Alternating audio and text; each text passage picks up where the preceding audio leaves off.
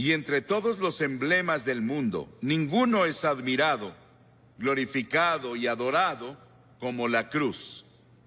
Fue el instrumento del sufrimiento de Cristo y de su muerte, y también el instrumento de nuestra salvación.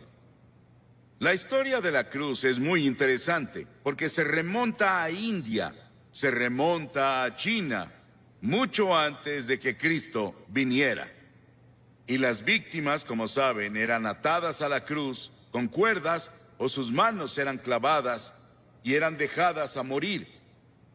Y el calor del sol, el peso de su cuerpo y la tortura que pasó antes de ir a la cruz, tardaban a veces 2 o 3 días y a veces una semana para que la persona muriera en una cruz, la más terrible, la más fea, la más dolorosa forma de morir que podamos imaginar. Pero para el tiempo de Constantino, en el siglo IV, y él se había vuelto cristiano o uno profesante, como un instrumento de tortura, fue abolido. Y luego en las naciones cristianas comenzaron a usar la cruz como símbolo del cristianismo.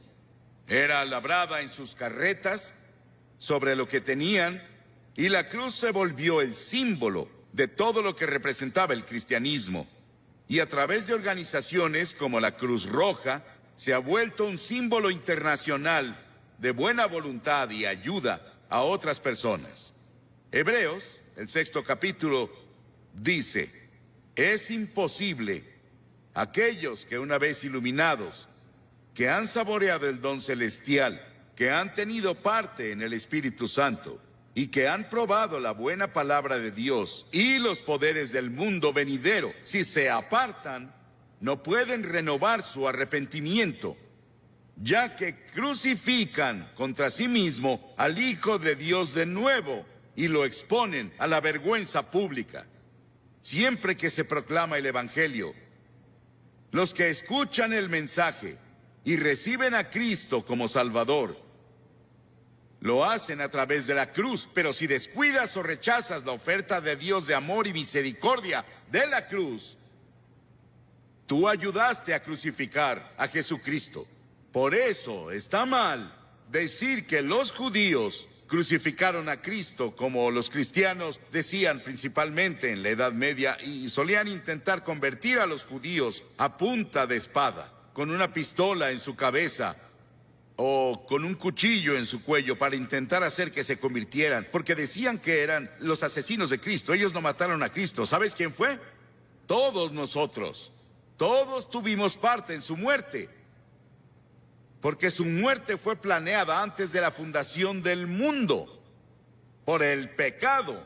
Y la Biblia dice que todos pecamos y no alcanzamos la gloria de Dios. Hay 4 dimensiones de la cruz en las que pienso cuando hablo de ella. Pienso en la amplitud de la cruz. El amor de Cristo se manifiesta en la cruz de Cristo, que incluye a todo el mundo. El amor de Dios se extiende a África, a Asia, a Latinoamérica, a Rusia, a China, a Estados Unidos, a Canadá, a todo el mundo. Te incluye a ti, quien quiera que seas, de cualquier religión, o si no tienes religión. Dios te ama y dice desde la cruz: te amo. Y hay una longitud de la cruz. No tiene medida. Se extiende de la eternidad a la eternidad, de lo eterno a lo eterno. Cuando Noé construyó el arca, ¿saben cuánto medía? 137 metros de largo. Cuando Salomón construyó el templo, ¿saben cuánto medía? 27 metros. Si construyes una caja para herramientas, puedes medir la madera con una regla. Pero ¿cómo mides de lado a lado el amor de Dios? En la cruz. La Biblia dice, Pablo dice, que el amor de Dios sobrepasa todo conocimiento. No hay forma de que una mente finita comience a entender el amor de Dios que dio a su Hijo en la cruz para morir por ti. Porque tú y yo merecíamos morir. Merecíamos el infierno y el juicio. Y luego pienso en la altura de la cruz. Se extiende al trono de Dios. No importa qué tan alto sea el cielo. A través de la cruz Dios atrae a todos los hombres a Él. Y tú debes tomar una decisión sobre Jesucristo. Los científicos buscan en el espacio más y más y más lejos, y no pueden huir de Dios. El tema de la astronomía y el tema de la frontera espacial me emociona. Hay científicos aquí esta noche, saben mucho más sobre la altura del universo de lo que yo puedo explicar. Pero el cielo está por ahí. No sabemos exactamente dónde. Dices, ¿crees que el cielo es un lugar? Sí, creo que es un lugar. Creo que voy a ver las calles doradas y caminaré por ellas. Y creo que voy a vivir creo que en una choza. Algunos de ustedes vivirán en mansiones. Sí, el cielo va a ser un lugar glorioso. Y no puedes ir más allá del amor de Dios incluso en el cielo. Y en lo profundo del amor de Dios, en la cruz, puedes caer en el pozo sin fondo del pecado y la degradación. Y puedes vivir como un animal. Puedes ser un asesino. Puedes ser un violador. Puedes ser lo que sea. Pero no puedes ir más allá del amor de Dios. La cruz cubre hasta las mismas puertas del infierno. ¿Qué tan profundo es? Hay personas hoy que intentan ver qué tan profundo pueden ir al corazón de la tierra. ¿Y qué tan profundo es el espacio? No pueden escapar de Dios. Porque mientras estudiamos las profundidades de la energía, buscamos la unidad. Es una de las razones por las que estudian eso en Illinois. La Biblia dice que profundas son las riquezas de la sabiduría y del conocimiento de Dios. Atrae a cada pecador a la exaltada altura del cielo. Pero yo, cuando sea levantado de la tierra, atraeré a todos a mí mismo, dijo Jesús. Piensa en la cruz por un momento y en su sufrimiento, por ti y por mí. Dice que Jesús soportó 5 heridas básicas, que los médicos definen como primera, contusión, cuando lo golpearon en la cabeza y lo torturaron y le pusieron la corona de espinas por ti. Laceración, le descubrieron la espalda y con látigos de cuero largos con ganchos de acero en la punta lo golpearon hasta que sangraba, de pies a cabeza. Era el método romano, torturaban a los prisioneros antes de llevarlos a la cruz. Luego hubo penetración cuando le enterraron la corona de espinas en la frente y su cabeza sangró. Hubo una perforación cuando clavaron los clavos en sus manos y pies. Hubo una incisión cuando le pusieron la lanza en el costado. Ese sufrimiento, esos clavos en sus manos y pies, los pusimos tú y yo y todas las personas del mundo, porque todos tuvimos parte en la muerte de Cristo por nuestros pecados. Nuestros pecados lo pusieron en la cruz y tú participaste.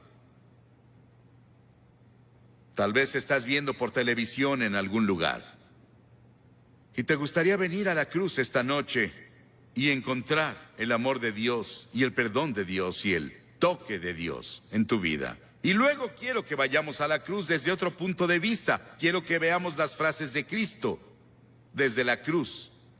En general oímos un sermón así, un Viernes Santo, y eso es todo. Pero la mayoría no vamos a la iglesia el Viernes Santo, y nunca lo oímos. Hay 28 profecías en el Antiguo Testamento sobre la cruz, capítulos enteros. Está Génesis 22 y Salmo 22 e Isaías 53 y Levítico 16, que especialmente tienen que ver con el sufrimiento de Cristo en la cruz. Cientos y miles de años antes de que Él fuera a la cruz. Estaban bajo la inspiración del Espíritu Santo, los autores del Antiguo Testamento. Y los primeros vienen del Salmo 22. Jesús estaba citando las Escrituras cuando dijo, Dios mío, ¿por qué me has abandonado? Es una cita del Salmo 22, pero luego vas un poco más lejos y verás por qué lo dijo. Porque las Escrituras dicen, tú eres santo. Nunca entenderás el Antiguo Testamento con todos sus sacrificios de sangre. Nunca entenderás la Biblia. Nunca entenderás la muerte de Cristo en la cruz hasta que entiendas que Dios es santo y justo y puro y que no puede ni siquiera ver el mal. En ese terrible momento de agonía del Señor Jesucristo en la cruz, Él estaba solitario, olvidado por sus amigos. Y luego llegó una sombra por primera vez desde que la eternidad comenzó, entre Dios el Padre y Dios el Hijo. Porque Dios no puede ver el pecado, porque en ese momento Él puso tus pecados y los míos en Cristo. Y Cristo sufría por nosotros. Y en ese momento misterioso, fue hecho pecado por nosotros el que no conoció pecado. ¿Sabes qué significa? Fue hecho pecado. Él no conocía pecado. Nunca dijo una mentira. Nunca tuvo un pensamiento malvado. Nunca tuvo avaricia o lujuria. Y de pronto, toda esa suciedad y mugre de tu vida y de mi vida descendieron en Él. Y nadie entenderá nunca el misterio de ese momento. Ningún teólogo puede explicarlo, que me convenza al menos. Fue el gran amor de Dios por ti que permitió que su Hijo tomara ese sufrimiento. Y la segunda cosa de la cruz que oímos es cuando Él dijo, tengo sed. Y ese es el cumplimiento del Salmo 69, 21. Y cuando dijo, tengo sed, le dieron vinagre a beber, mezclado con hiel, y cuando Él lo probó, no lo bebió. Lo probó, como leemos en Juan, en otro de los evangelios, pero Él no lo tomó. ¿Por qué? Porque hubiera sido un sedante. Le hubiera quitado algo del sufrimiento. Y Él estaba ahí para tomar todo el sufrimiento con conciencia absoluta. Por ti y por mí. No lo aceptó. Él debía sufrir la terrible agonía y llevar nuestros pecados a la cruz consciente. Por ti. Y si hubiera sido la única persona en todo el mundo, habría muerto por ti. Y luego en Lucas 23:34 hay otra cosa que dice de la cruz. Él dijo, Padre, perdónalos. No saben lo que hacen. Estaba hablando de esos soldados que lo estaban clavando. La multitud que estaba ahí que gritaba e injuriaba contra él. 72,000 ángeles sacaron sus espadas listos para venir a rescatarlo. Y él dijo, no. Lo hago porque los amo. Verás, tú y yo hemos pecado contra Dios, quebramos sus leyes, y Él dijo, el día que rompas mis leyes, sufrirás y morirás. Él se lo dijo a Adán y Eva, ellos rompieron la ley. Pecaron, eso significa. Y verás, Dios nunca quiso que nadie muriera. Y Dios no creó el infierno para nosotros. Pero deliberadamente nos rebelamos contra Dios. Y Dios no sería Dios, Él no sería justo y recto y santo si viniera a darnos palmaditas y dijera, te perdono. Teníamos que morir por nuestros pecados, o alguien calificado tenía que morir por nosotros, y esa persona calificada era Jesucristo, y Él se ofreció a hacerlo. Él murió en nuestro lugar. Oí sobre una mujer que le escribió a un columnista y dijo que su cura para la culpa era ir a su propio jardín, cavar un agujero en la tierra, recostarse boca abajo, decir de que era culpable y confesar todas sus faltas en ese lugar que cavó y luego cubrirlo. Las personas harán casi de todo para enterrar sus culpas. El lugar para deshacerse de ellas es la cruz. Por siglos las personas han hecho cosas desesperadas para enterrar la culpa. James Nelson, sobre quien leímos el año pasado, de joven, en una escena llena de alcohol, golpeó a su madre hasta matarla con un ladrillo. Estuvo 9 años en prisión y durante ese tiempo conoció a Cristo en la cruz. Y tuvo un profundo arrepentimiento y confesó a Cristo como su Salvador y Señor. Comenzó a estudiar la Biblia y comenzó a ser predicador laico. y el año pasado fue ordenado en la Iglesia de Escocia como ministro presbiteriano. El perdón de Dios, el amor de Dios, el poder de la cruz para cambiar y perdonar. ¡Qué maravilloso y grandioso! Y otra cosa que hizo en la cruz, que es la cosa más conmovedora para mí en el mundo. Ahí parada ante la cruz, su madre. Y él miró a Juan, uno de sus discípulos, y le dijo: Juan, mira a esta mujer. Y ella dijo, él le dijo a María, su madre, la llamó mujer, igual que lo hizo en Caná de Galilea 2 veces, la llamó mujer. Él dijo: mujer, he ahí a tu hijo. Y desde ahí, Juan, su amigo y discípulo, se encargó de su madre. Hay un grupo de rock en Inglaterra llamado The Cure. Jesucristo en la cruz fue esa cura para todas nuestras propias relaciones cortadas y enfermas. Todos los problemas sociales, las personas oprimidas del mundo sienten el impacto de su muerte en la cruz. Y hubo otra declaración en la cruz. Él dijo: consumado es, terminé. ¿A qué se refería? En Juan 17 él dijo: he terminado el trabajo que me diste a hacer. Dios le dio un trabajo a hacer y el trabajo era morir en la cruz.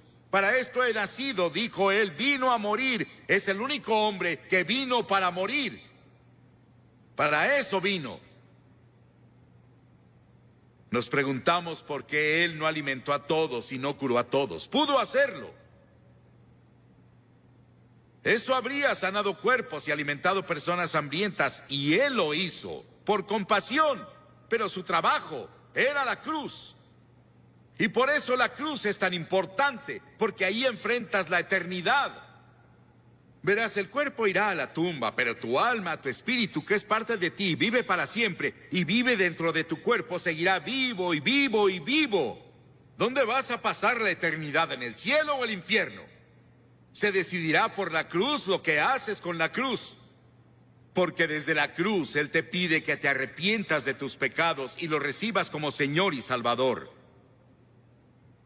Sí, fue consumado. Y luego dijo algo más. En Lucas 23, y cuando Jesús había clamado en voz alta, dijo: Padre, en tus manos encomiendo mi espíritu. He visto a personas morir. Bastantes personas morir. Oigo su estertor de muerte en su garganta. Pero no hubo estertor de muerte en la garganta de Jesús. No le quitaron la vida a él. Él la entregó voluntariamente y dijo en voz alta, noten que es voz alta, dijo: te encomiendo mi espíritu. En tus manos, Señor, encomiendo mi espíritu. Él entregó su espíritu a Dios el Padre. Y al decir esto, Él nos otorgó a cada uno de nosotros la posibilidad del regalo de la vida eterna. Puedes tener vida eterna esta noche. Estábamos perdidos, confundidos, sin un propósito ni significado en la vida, sin seguridad de una vida futura. Y Jesús desde la cruz nos alcanzó por la muerte y nos rescató. Y le decimos hoy, Señor y Salvador. ¿Estás seguro de que Él es tu Señor y tu Salvador? Miles de personas van a la iglesia, pero no están seguros de si han entregado sus vidas a Cristo. Y luego al final hubo una declaración que le hizo al ladrón en la cruz. Las masas abajo gritaron: si eres el Hijo de Dios, baja y sálvate tú. Y otros le decían: salvó a otros, pero no puede salvarse él. Se burlaban, abucheaban, se reían. Y ambos ladrones lo criticaban. Verás, él estuvo en la cruz por 6 horas. Y las 3 primeras horas, ambos lo estaban criticando y burlándose de él, como las multitudes abajo. Pero uno de los ladrones comenzó a ver. Ambos eran culpables. Ambos merecían morir según las leyes romanas. Pero uno de ellos comenzó a ver a Jesús. Y comenzó a ver algo que no había visto nunca antes. Él vio que Jesús era diferente y comenzó a decirse, debe ser el Hijo de Dios. Debe ser el Señor.